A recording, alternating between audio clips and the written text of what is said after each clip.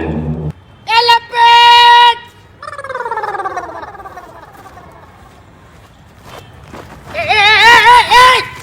લપેટ એટલે શું કર્યું આજે? એટલે દર વખત ઉતરેણે હું હાચવું છું કે મારાથી ઝઘડો ના થાય તો હારું, ઝઘડો ના થાય તો હારું એ વિચારીને હું ખેતરમાં જતો રહું છું.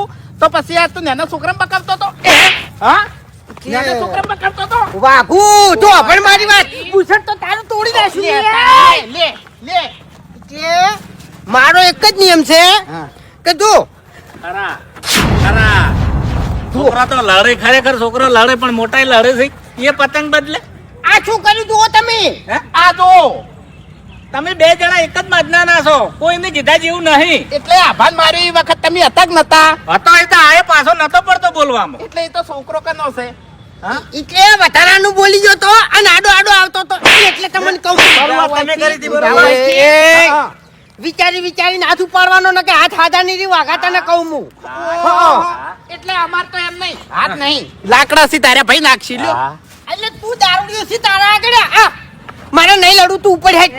એ વફળો મારી વાત પહેલી તો તમને શરમ આપવી જોવે. એટલે કોક લડતું હોય એ તમે મટાડો ઝઘડા, લડવાનું તમારે ના હોય.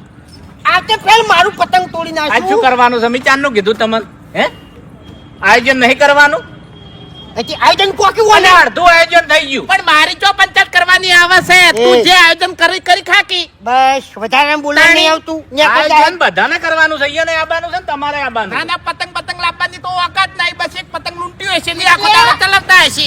આખી ઉત્તરાયણમાં લૂંટણીઓ થઈને તું જ ફરે છે. મને તારી હિસ્ટ્રી ખબર છે. આપણે બે જણા ભેળા જ ફરેલા છો. જપી જા ઉવે.